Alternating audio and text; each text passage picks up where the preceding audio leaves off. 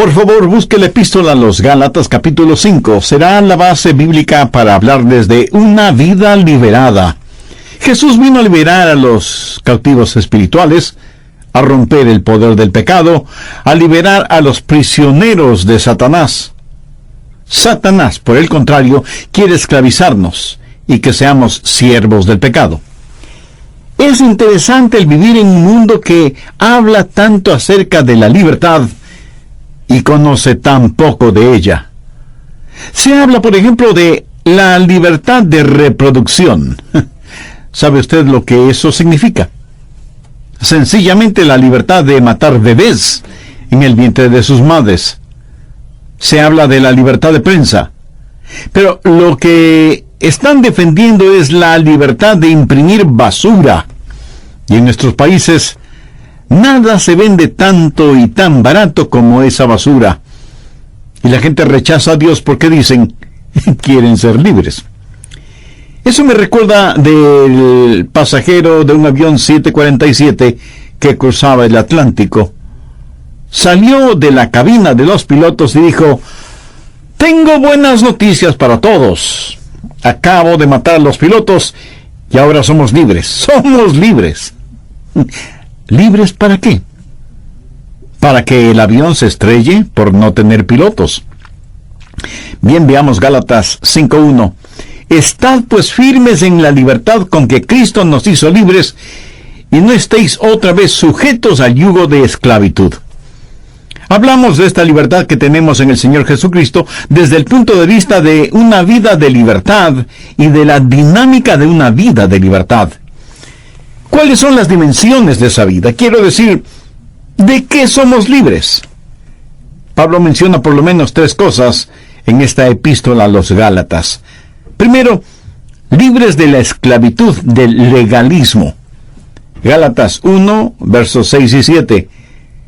Estoy maravillado de que tan pronto os hayáis alejado del que os llamó por la gracia de Cristo para seguir un evangelio diferente. No que haya otro, sino que hay algunos que os perturban y quieren pervertir el evangelio de Cristo. El apóstol dice en el verso 6 que algunos estaban abandonando el evangelio, y el verso 7 dice que algunos pervertían el evangelio. ¿Por qué algunos abandonaban el evangelio? Por culpa de aquellos que pervertían el evangelio. Verá, Satanás es un pervertido, y todo lo que hace es tomar aquello que es bueno, puro, santo y justo, y pervertirlo.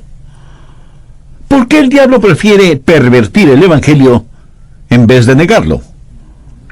Bueno, si él puede pervertir el evangelio y hacer que usted crea un evangelio corrupto y no el verdadero evangelio, usted estará conforme con lo falso y será un cristiano sintético. Dios quiere que usted crea en el verdadero evangelio, mientras Satanás quiere que usted crea en un evangelio que ha sido pervertido. Un evangelio que es una imitación del genuino evangelio de Cristo. Gálatas 1:8 dice, mas si aún nosotros, o un ángel del cielo, os anunciare otro evangelio diferente del que os hemos anunciado, sea anatema. La expresión sea anatema significa sea condenado al infierno. En estos días, para muchos, eso es tener una mente estrecha. Pero aquí no estamos hablando de asuntos de preferencia. Estamos hablando de asuntos que tienen connotaciones eternas. Cualquiera que quita, o aumenta, o cambia, o distorsiona, o pervierte el evangelio del Señor Jesucristo, será sometido al más severo juicio de Dios. Y tampoco estamos hablando de preferencias denominacionales, ni del estilo de bancas o sillas, ni del color de las alfombras en las iglesias. Tampoco estamos hablando de cuál será el equipo ganador en ciertos deportes. Estamos hablando de un asunto de veracidad eterna. Pablo dice en el verso 9, como antes hemos dicho, también ahora lo repito, si alguno predica diferente evangelio del que habéis recibido, sea anatema. Él no está tratando de complacer a la gente. Ahora escúcheme con atención. No es el mensajero el que valida el mensaje. ¿Cómo sabe usted que lo que estoy hablando ahora es la verdad? Usted dirá, bueno, pastor, creo que usted es un buen hombre y preparado, confío en lo que dice. Bueno, gracias por eso. Pero escúcheme, yo no soy el que le da valor al mensaje. Suponga que el próximo domingo en la iglesia a la que asiste, de pronto apareciera un genuino ángel más brillante que el sol del mediodía. No hay ninguna duda de que es un ángel del cielo. Y dirigiéndose a toda la congregación dijera, amados en Cristo, han sido sumamente bendecidos. He sido enviado desde el cielo para informarles que tengo una nueva revelación, que tengo un nuevo evangelio. Ante un evento así, ¿qué dice Pablo? Sea anatema, sea maldito ese ángel. Ahora solo suponga que yo, en uno de estos mensajes, les dijera, amigas y amigos, ¿recuerdan ese antiguo evangelio sobre el cual solía predicarles? Bueno, eso estuvo bien en el pasado. Hoy tengo un nuevo y moderno evangelio para esta nueva y moderna época. ¿Qué es lo que me diría Pablo? Sea anatema. Si yo les dijera que he cambiado mi modo de pensar y que tengo una nueva revelación de Dios, la ira, el juicio, el anatema de Dios caería sobre mí. Veamos Gálatas 1:10. Pues, ¿busco ahora el favor de los hombres o el de Dios? ¿O trato de agradar a los hombres? Pues si todavía agradara a los hombres, no sería siervo de Dios. Pablo está diciendo, yo soy un embajador, no un político. No he venido para hacerles cosquillas en los oídos. No he venido para complacerles a ustedes. Hay un solo evangelio, no dos ni tres. Jesucristo es el único camino al cielo. Y ese fue el permanente mensaje de Pablo. Los teólogos liberales modernos seguramente piensan que Pablo tuvo una mente sumamente estrecha. A propósito, queremos que nuestro banquero sea estrecho de mente. Que el piloto del avión en que volamos sea estrecho de mente. Deseamos que nuestro doctor sea estrecho de mente, pero de alguna manera en las cosas más importantes, como es nuestro destino eterno, queremos ser amplios de mente, aceptando que no importa lo que uno crea mientras lo crea sinceramente. Nos molesta de que hay un solo camino al cielo, porque para quedar bien con todos, decimos que todas las religiones son buenas y eventualmente conducen a Dios. No, 1000 veces no, eso no es cierto. Hay un solo evangelio, que es el evangelio de la gracia de Dios. Y espero que usted esté de acuerdo conmigo en eso. Y si no lo está, lo más seguro será que no me seguiré escuchando. ¿Qué es lo que le da autenticidad al evangelio? ¿Cómo podemos discernir si es o no el genuino evangelio? Pablo nos da al respecto 3 importantes puntos. Primero, la prueba de la provisión. ¿De dónde proviene? Los versos 11 y 12 tienen la respuesta. Mas os hago saber, hermanos, que el evangelio anunciado por mí no es según hombre, pues yo ni lo recibí ni lo aprendí de hombre alguno, sino por revelación de Jesucristo. ¿Lo ve? El evangelio no es el invento de ningún hombre. No es algo que a Pablo de pronto se le ocurrió. Es algo que Dios mismo le dio. No es una invención humana, sino una revelación divina. Y Pablo dice que fue una directa y divina revelación. Así que como primera cosa, el verdadero evangelio proviene de Dios mismo.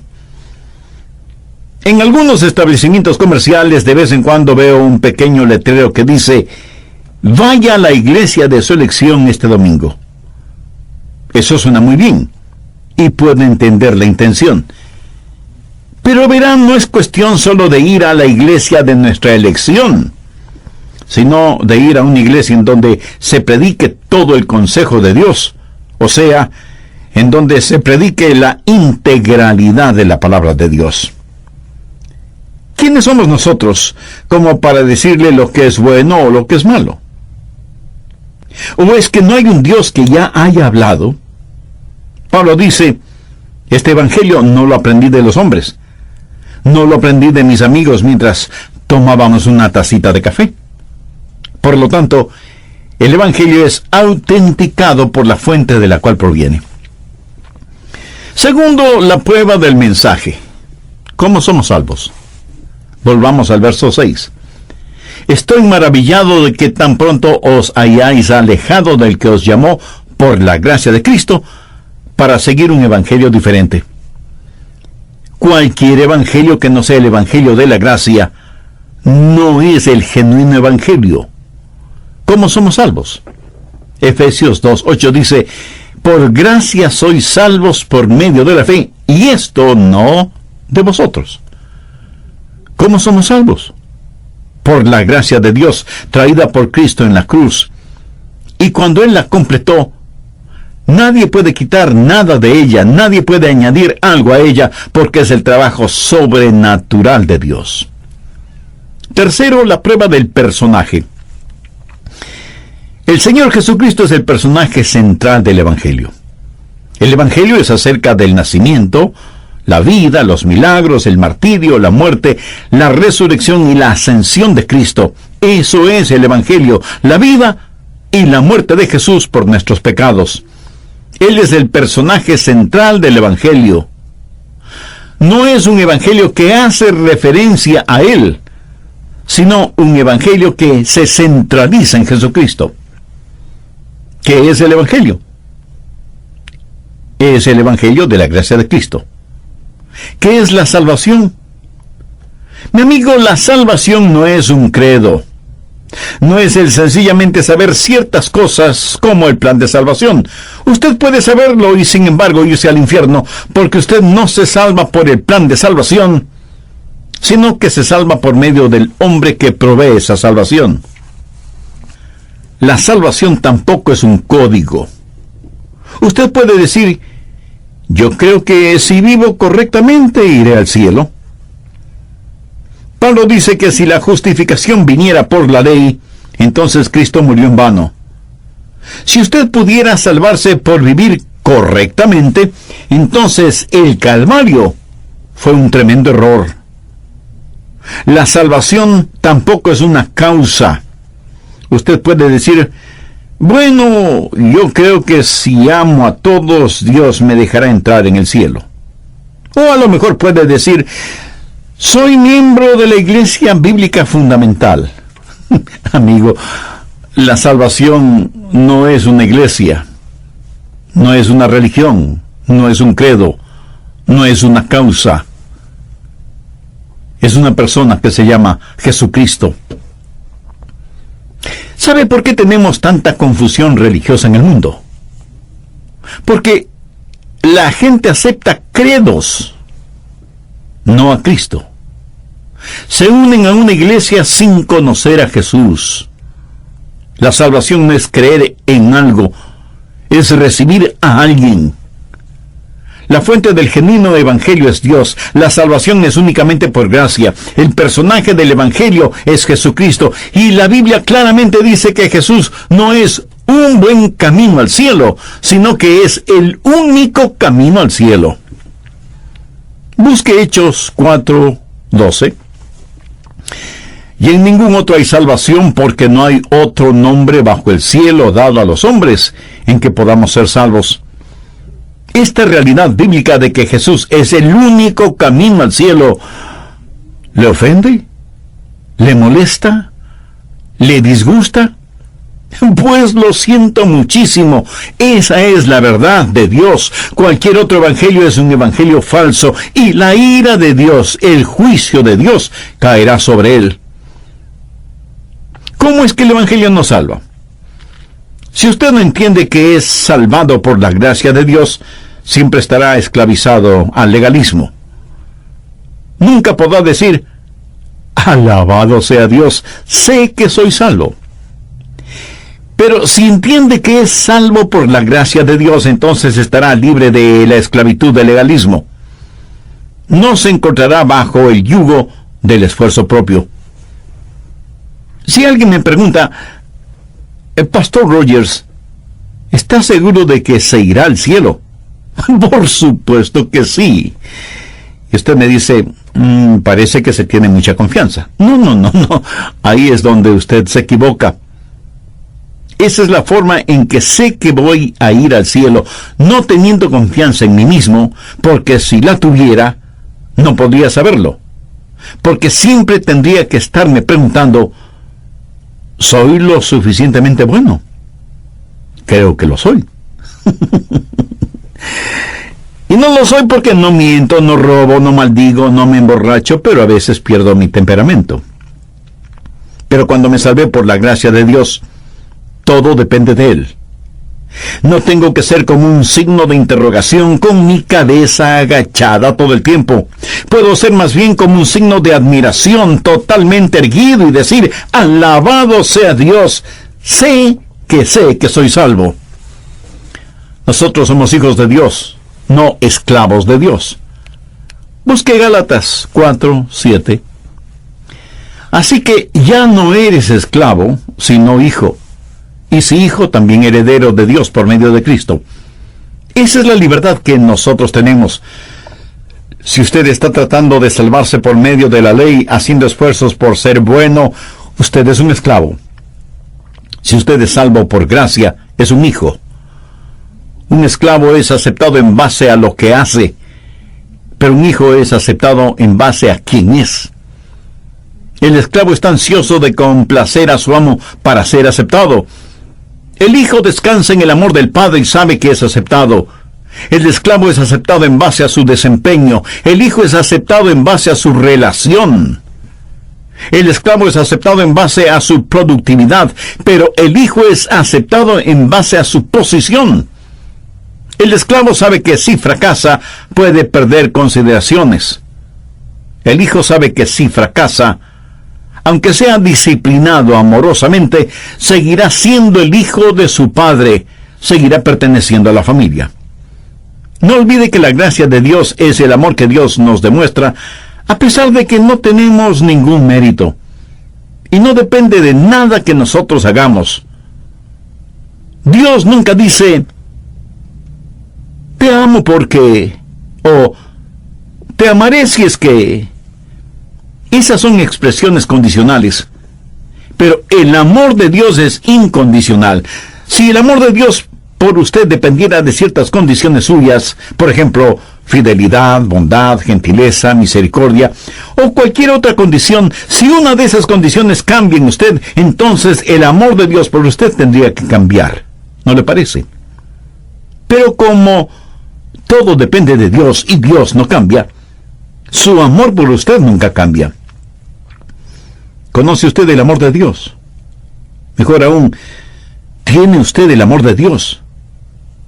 Usted puede conocer del amor de Dios, pero tener el amor de Dios solo es posible cuando se tiene a Jesucristo en el corazón.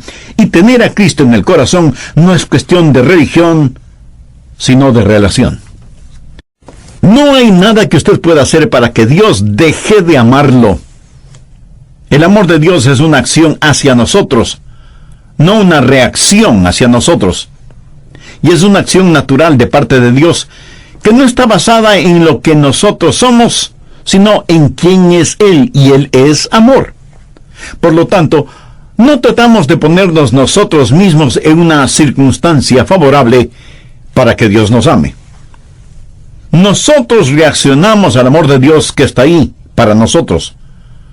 Dios no cambia para poder cambiarle. Dios le ama para poder cambiarle. Y nada le puede cambiar más y darle total libertad que la gracia de Dios. Cuando un creyente finalmente comprende eso, es maravilloso porque primero usted es libre de cualquier esfuerzo propio.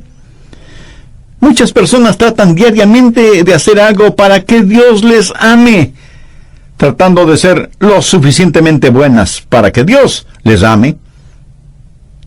Amigo, esa es una esclavitud infernal. Por eso Jesús vino para, primero, por medio de la gracia, darle libertad del legalismo. Segundo, Él vino para liberarle de la crítica. Veamos Gálatas 2, los versos 4 y 5. Y esto a pesar de los falsos hermanos introducidos a escondidas, que entraban para espiar nuestra libertad que tenemos en Cristo Jesús, para reducirnos a esclavitud, a los cuales ni por un momento accedimos a someternos, para que la verdad del Evangelio permaneciese en vosotros. Desde las oficinas de las denominaciones vinieron algunos ejecutivos religiosos y encontraron que algunas personas que vivían en la gracia de Dios se regocijaban en esa gracia, y ellos venían a imponer sus reglas y reglamentos. El apóstol Juan en su Evangelio nos dice que la ley vino por medio de Moisés y que la gracia y la verdad vinieron por medio de Jesucristo. Ahora, ¿qué es la ley? La ley era reglas, reglamentos, requisitos, rituales y restricciones.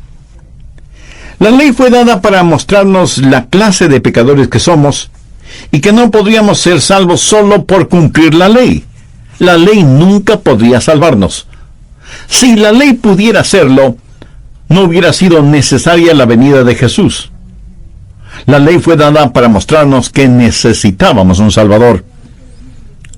Los fariseos habían estudiado la ley con su larga lista de reglas, reglamentos, requisitos, rituales y restricciones, y añadieron a esa ley una larga lista propia de ellos. 613 nuevos requisitos que revisaban constantemente y que celosamente se aseguraban que los demás los cumplieran.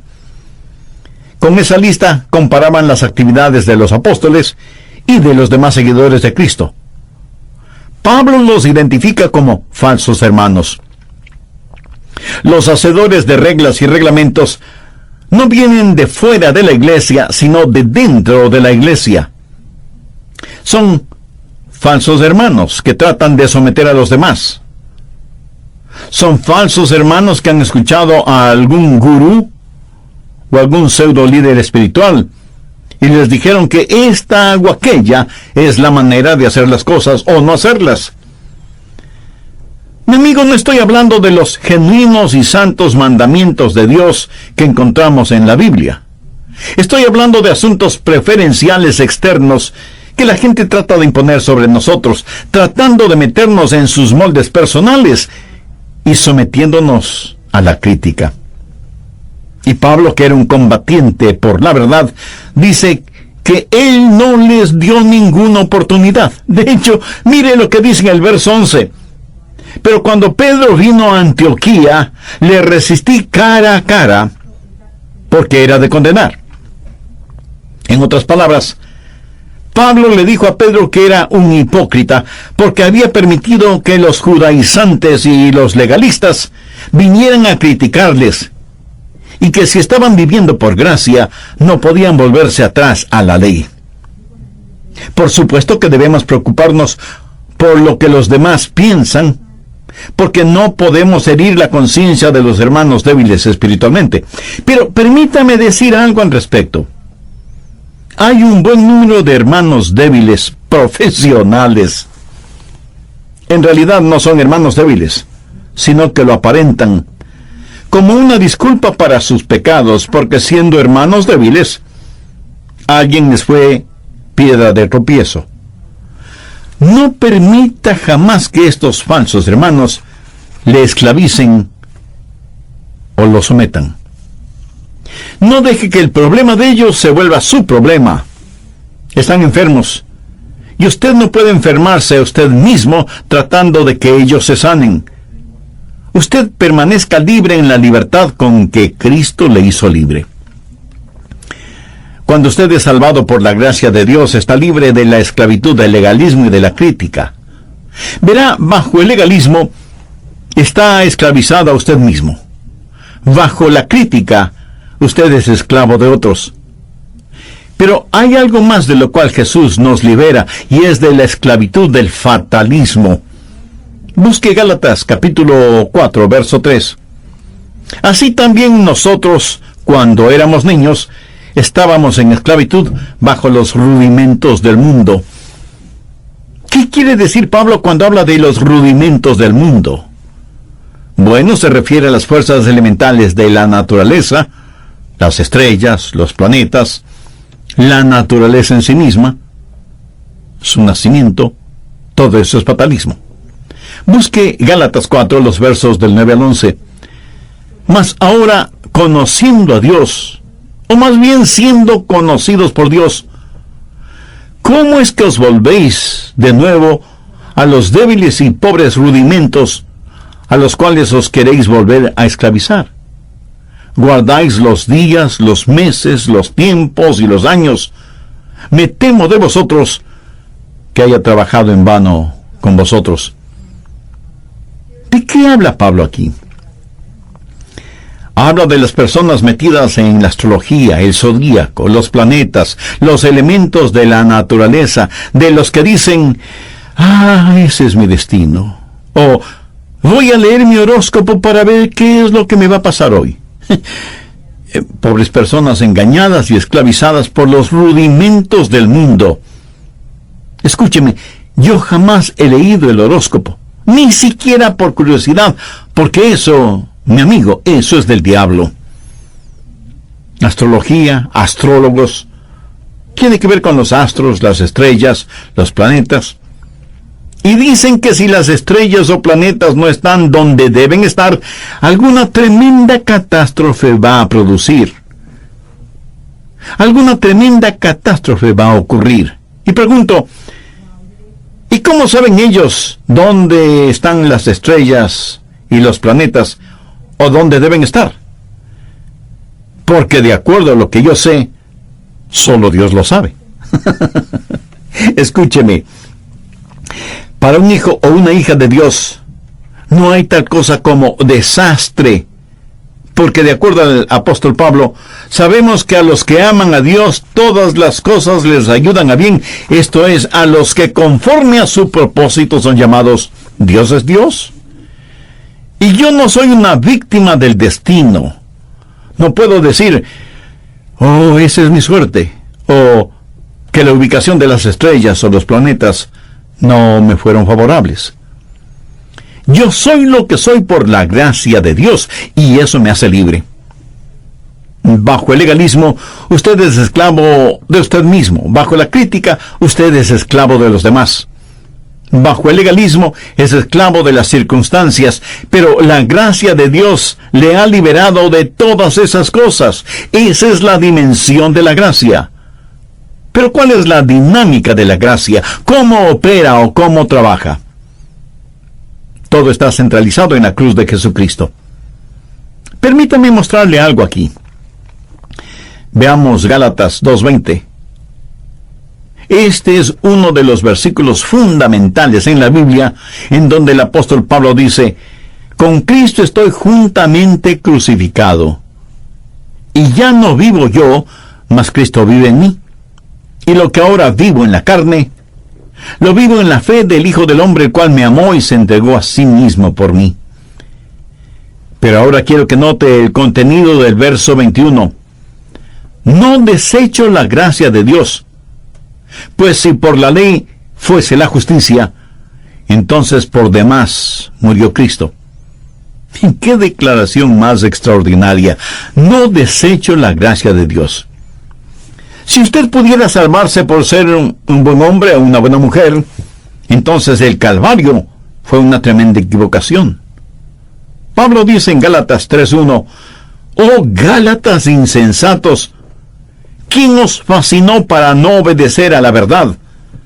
A vosotros ante cuyos ojos Jesucristo ya fue presentado claramente entre vosotros como crucificado».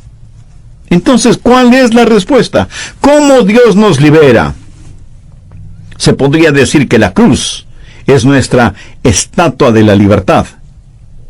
Es la cruz la que proclama nuestra libertad, porque ella nos libera del legalismo, ya que cada demanda de la ley fue pagada por la preciosa sangre de Cristo.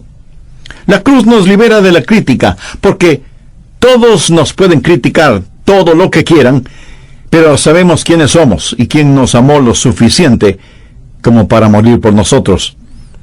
La cruz nos libra del fatalismo, porque estuvimos en el corazón y la mente de Dios aún antes de la fundación del mundo. No tengo que estar esclavizado al concepto de destino, a la influencia de los astros en mi vida o a la suerte. La cruz nos libera y lo hace con un propósito práctico. Veamos nuevamente Gálatas 2:20. Con Cristo estoy juntamente crucificado y ya no vivo yo, mas vive Cristo en mí. Y lo que ahora vivo en la carne, lo vivo en la fe del Hijo de Dios, el cual me amó y se entregó a sí mismo por mí. Note que hubo la ejecución de una vida. Estoy crucificado con Cristo. Y si usted es un genuino hijo o hija de Dios, también ha sido crucificado con Cristo. Esto no es algo retórico, es la verdad. Jesús murió por nosotros. Pero cuando Él murió, nosotros morimos con Él, cuando Él fue clavado en la cruz como nuestro sustituto. Ahora escúcheme con atención. Decimos que Él llevó nuestros pecados a la cruz y que Él murió por nuestros pecados. Ahora, si Él llevó nuestros pecados, todavía quedamos nosotros, ¿no le parece? Él nos llevó a nosotros a la cruz para que muramos. El problema no es lo que usted hace, sino lo que usted es. La paga del pecado es muerte. Su pecado exigía su muerte, y Jesús murió por usted, y usted murió con Él, crucificado con Cristo. Pero no solo una vida fue ejecutada, sino que una vida fue intercambiada, y ya no vivo yo, mas Cristo vive en mí. No solo que Él murió, y yo morí con Él, sino que cuando Él resucitó, yo resucité con Él. Supongamos que yo cometo un homicidio y soy condenado a morir en la silla eléctrica. Luego de ejecutada la sentencia, viene un doctor, me toma el pulso, comprueba todos mis signos vitales y firma mi certificado de muerte. ¿Puede la ley hacerme algo más? De ninguna manera. Yo estoy muerto, y bien muerto. Ahora suponga que por un milagro inexplicable, yo vuelvo a la vida. ¿Podrían ponerme nuevamente en la silla eléctrica? De ninguna manera. Yo ya había sido ejecutado, sentenciado y ejecutado.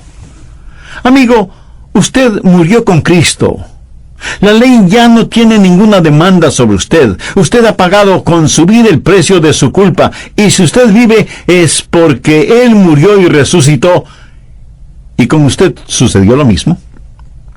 Una vida ejecutada, una vida intercambiada. Es una vida con nuevas energías, la vida que ahora vivo. Y que la vivo en la fe del Hijo de Dios. Note que no dice fe en el Hijo de Dios, sino en la fe del Hijo de Dios. O sea, su fe en mí, su vida en mí. Él habita en mi humanidad. ¿No es eso maravilloso? Eso es libertad.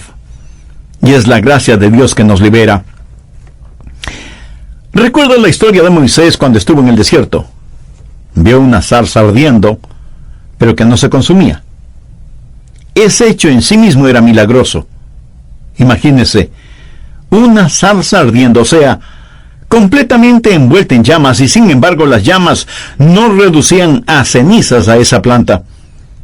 Bien podríamos asumir que esa zarza estaba bastante seca, y que hubiera sido fácil que fuera consumida por las llamas, ¿no le parece? Moisés en ese entonces era un exiliado en el desierto. Había tratado de ser un misionero, y lo que hizo fue matar a un hombre, no premeditadamente, sino accidentalmente. Pero el asunto es que mató a un hombre. Y cuando Moisés estuvo en ese lugar, en el desierto, Dios le dijo: Moisés, quita el calzado de tus pies, porque el lugar que pisas es santo. y la zarza ardía y no se consumía. Moisés la vio y seguramente dijo: ¡qué zarzal más maravilloso! A pesar del fuego, no se consume. Está ardiendo por Dios. Si yo estuviera ardiendo en fuego, en menos de 24 horas mi cuerpo solo sería un montón de cenizas. Pero esta zarza está en llamas, pero no se consume. Quisiera ser como esa zarza, ardiendo de esa manera. Quisiera que mi vida ardiera para Dios, para siempre. Ahora imagínese que Dios le hubiera dicho a Moisés: hijo mío, quiero decirte algo. ¿Tú crees que este zarzal es algo especial, maravilloso? Quiero que veas que hay muchas otras plantas en este lugar. Y yo puedo hacer lo mismo con cada una de ellas. Moisés, no es el zarzal. Soy yo en el zarzal que hace la diferencia. Yo puedo hacer lo mismo con cualquier planta. ¿Sabe? Algunas veces vemos a algunas personas consagradas y decimos: ¡ah! ¡Qué siervo, qué sierva más consagrados! ¡Qué sierva más consagrada! Me gustaría ser así. Miren lo que hacen por Dios. Y Dios dice: no es lo que ellos hacen, es lo que yo hago en ellos. ¿Lo entiende? Cualquier planta sirve donde quiera que esté, no solo en el desierto. Dios puede utilizar a cualquier persona que permita que Dios la utilice.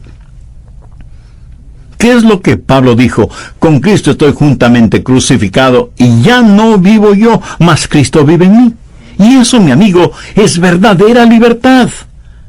No deje que nadie le someta, le ponga bajo el yugo de esclavitud. Permanezca firme en la libertad con que Cristo le hizo libre. Él nos ha liberado de la esclavitud del legalismo, de la esclavitud de la crítica, de la esclavitud del fatalismo. En Cristo somos en verdad libres. ¿Tiene usted esa clase de libertad? No la libertad para hacer lo que a usted le place, eso es libertinaje, sino la libertad de saber que ya no es esclavo del pecado.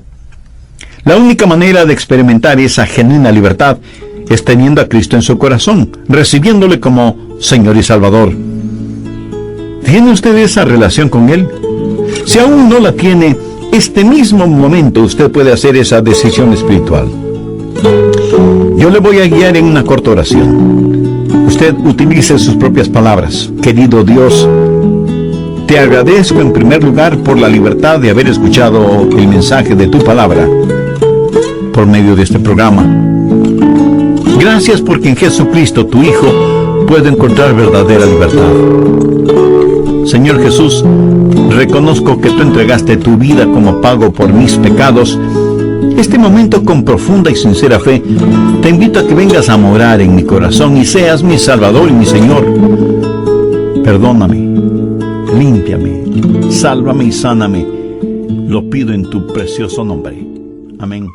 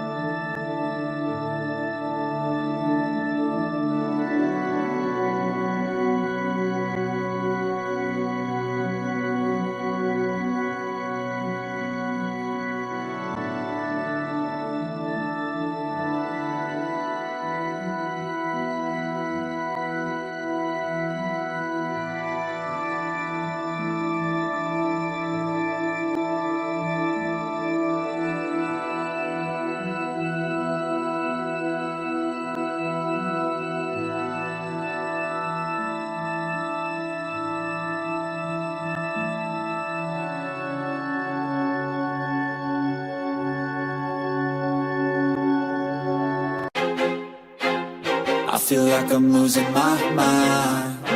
Is everybody in the world blind? Please, Lord, give me a sign, a sign. I feel like I'm losing my mind. Is everybody in the world blind? Please, Lord, give me a sign, a sign.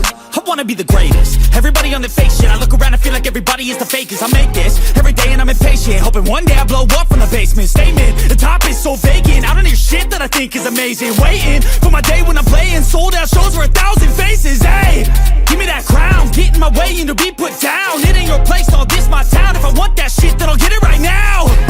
I'm losing it, the noose it fits. I'm losing shit, a stupid myth. You choose to live or choose to dip. You choose to fight or lose your grip and lose a gift. I feel like I'm losing my mind. Is everybody in the world blind? Please, Lord, give me a sign, a sign. I feel like I'm losing my mind. Is everybody in the world blind? Please, Lord, give me a sign, a sign. Yeah. There's no mercy in this world, just hunger-thirsty persons in different versions. Each new update, that shit worsens. Why? Pull back the curtain and you'll see the different vermin. We all have different burdens that all seem to cause disturbance. Yo, so do me a favor, don't treat me like a neighbor. Don't need the different flavors of your problems just to savor. I've got my own issues, I need a comb to get through. Don't need to groan with you, just go get your own tissue. I feel like I'm losing my mind. Is everybody in the world blind? Please, Lord, give me a sign, a sign. I feel like I'm losing my mind. Is everybody in the world blind? Please, Lord, give me a sign, a sign. That's it, the end of the song. Next time you'll sing along. Trust me, there's nothing wrong. I just need to carry on, cause society's a myth put there to make you sit. Listen to what they give. Don't ask questions, shut your lid. Yeah, don't ask questions, shut your lid. I need to run away from this and go get off the grid. Feel like my brain is overloaded, man, I'm losing